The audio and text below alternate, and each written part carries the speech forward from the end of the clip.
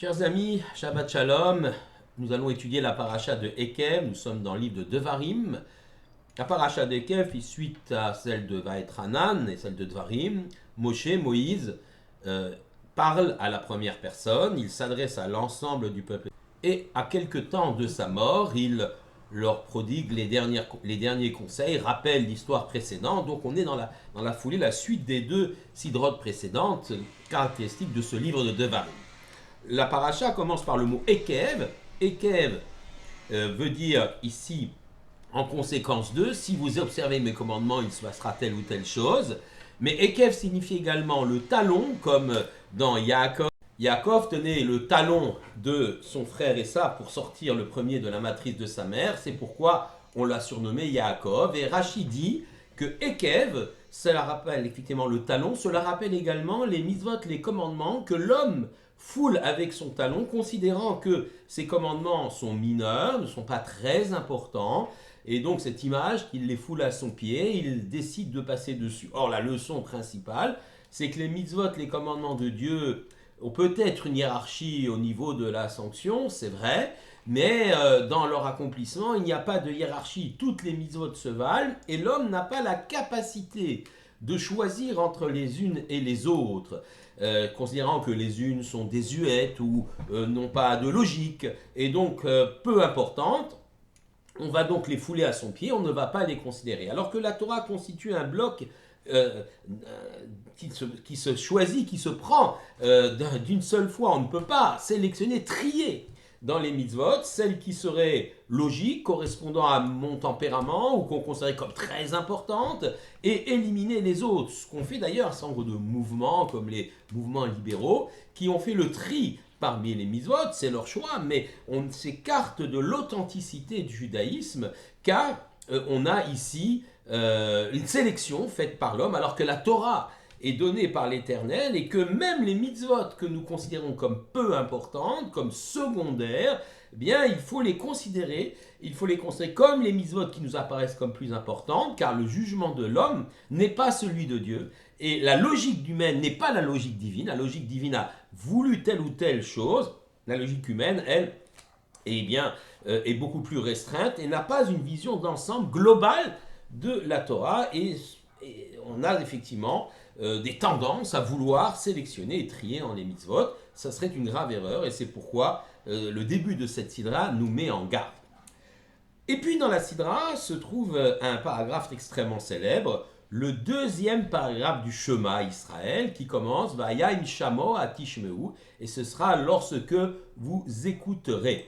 Ce deuxième paragraphe fait écho ou reprend le premier paragraphe du Shema Israël Hashem Elokeinu Hashem Echad, écoute Israël, l'Éternel notre Dieu, l'Éternel est un, que nous avons déjà rencontré dans la paracha de la semaine dernière, la paracha Vaetranan.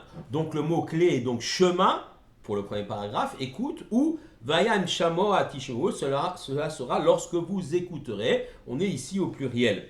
Alors le mot hébreu Shema, écoute, ou Vayam Shamo Atishmo, vous écouterez, ne peut pas être directement traduit en français. C'est très difficile, car sa signification est diverse et globale. Ça veut dire bien sûr écouter, mais aussi entendre, dans le sens de comprendre, prêter attention, intérioriser, répondre, obéir. Ainsi s'exprime Rabbi Yonatan Sachs dans son commentaire sur la paracha de Ekev. Le mot Shema, dans toutes les formes et les personnes possibles, eh bien, il citait à peu près, particulièrement, 92 fois dans l'ensemble du livre de Devarim, plus d'ailleurs que dans d'autres livres de la Torah. D'ailleurs, Devarim veut dire parole, et quelque part, l'écoute de la parole nous apparaît extrêmement importante. Le fait que la profession de foi d'un juif, ce qu'on considère comme étant le plus important pour lui, le Shema Israël, que l'on récite 2 fois par jour, que malheureusement les gens récitent avant de décéder lorsqu'ils peuvent le faire, ou lorsqu'on est devant un danger, le soldat qui part au combat va également faire le Shema Israël. Cela indique l'importance du mot Shema, écoute, et l'importance de l'écoute dans la Torah. Le judaïsme est donc une religion d'écoute, et dit Rabbi Sachs, c'est donc l'une des contributions les plus originales à la civilisation. D'autres civilisations, La civilisation occidentale, héritée des civilisations grecques et romaines, met l'accent sur la vue, la vision. En effet, lorsque nous comprenons quelque chose, nous disons je vois. Lorsqu'on veut se projeter en avant, on dira prévoyance, prévoir. Donc la vision, la voix et la vision, la vue est essentielle. On regarde, on retrouve cela lorsqu'on a un problème, on dit on va faire la lumière sur un problème. Donc tous ces éléments-là montrent que les civilisations occidentales, bâties sur l'héritage gréco-latin, eh bien, mettent l'accent sur la vision. Le judaïsme, lui, offre une alternative. Il met l'accent sur l'écoute. Car en effet, nous avons foi en un Dieu que l'on ne peut pas voir, un Dieu qui ne peut pas être représenté visuellement.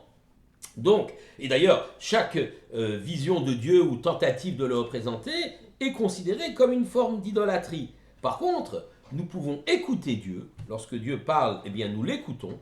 Et nous pouvons également l'entendre et nous pouvons également lui parler à travers la tefila. Cette expérience assez particulière de l'écoute et de la parole est vraiment spécifique au peuple juif et quelque part est l'héritage du peuple d'Israël au monde, à la civilisation.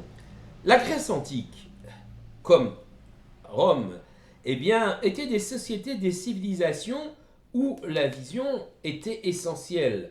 La peinture, la sculpture, l'architecture, les pièces de théâtre, les Jeux olympiques, tous ces éléments-là privilégient la vue. C'est une société basée sur l'esthétique et sur la vision. Alors, je ne dis pas que dans le judaïsme, il n'y a pas l'esthétique et la vision. Il y avait le temple de Jérusalem, il y avait des choses grandioses. Mais ce qui est essentiel, c'est bien évidemment l'écoute. Pourquoi ? Les Grecs, eux, parlaient effectivement d'une vision, d'une observation. Certes, c'est important, notamment dans la science. Mais les Juifs, eux, qui ne peuvent pas voir Dieu, mais qui peuvent parfois l'entendre pour les prophètes, et certainement lui parler, et l'écouter, en tout cas écouter sa parole à travers les paroles de Torah portées par ceux qui l'étudient, eh bien le judaïsme propose autre chose. Réfléchissons un petit peu. La civilisation de la vision, la vue, s'impose à nous, et parfois nous ôte toute réflexion. Imaginez par exemple un beau roman, un livre, lorsque vous le lisez ou vous l'écoutez, quelqu'un vous le narre, votre esprit travaille, votre imagination s'emballe.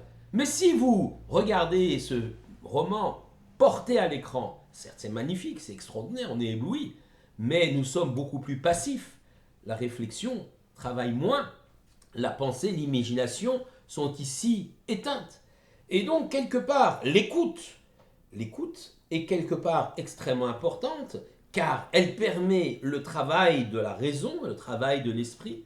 L'écoute également par rapport à quelqu'un est un signe de bienveillance, même si on ne répond pas. Souvent, les gens en détresse ont besoin de parler, même si on n'a pas de solution à leur apporter. La simple écoute crée le lien extrêmement fort que la vue est incapable de faire. Et cette écoute-là, eh bien, permet parfois de soulager celui qui souffre.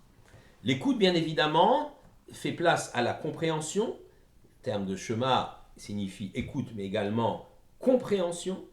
Et écouter ne veut pas dire forcément qu'on est d'accord, mais cela signifie qu'on est attentif, qu'on donne du respect à l'autre, peut-être même de l'amour dans le cas d'un couple. Et l'amour dans le cadre d'un couple, évidemment, et le respect grandissent. Notre relation avec Dieu, et telle qu'elle est décrite dans la Torah, est un véritable mode d'emploi, dirait le Rabbi Sachs avec un terme moderne, un tutoriel aujourd'hui de notre relation avec autrui. Et donc, effectivement, l'étude de la Torah nous permet de comprendre combien il est important d'établir des liens avec les autres à travers l'écoute et la parole. Ceci est vrai à l'intérieur du peuple juif, mais ceci est vrai également par rapport aux autres peuples dans la relation que nous pouvons avoir avec autrui. L'écoute, la civilisation de l'écoute est une civilisation qui... contribution à la civilisation qui est majeure, qui est essentielle. Peut-être aussi, peut-on comprendre là, le goût que les Juifs ont eu à travers l'histoire pour la musique, qui est une autre forme d'expression. Rappelez que la musique avait sa place au temple de Jérusalem, on accompagnait les psaumes avec des moultes instruments. L'écoute, la compréhension, concentrée dans le terme Shema, écoute Israël, ou Nayam Shamo Atishuru, ce sera lorsque vous écouterez, eh bien, permet effectivement le développement de l'esprit. Une écoute également, évidemment, qui ne doit pas être passive. L'écoute, la compréhension doit ensuite se transformer en réflexion, laquelle réflexion va s'incarner, s'exprimer à travers des paroles, c'est le nom du livre Devarim, laquelle parole devra immanquablement aussi par la suite faire place à des actes. C'est là l'essentiel.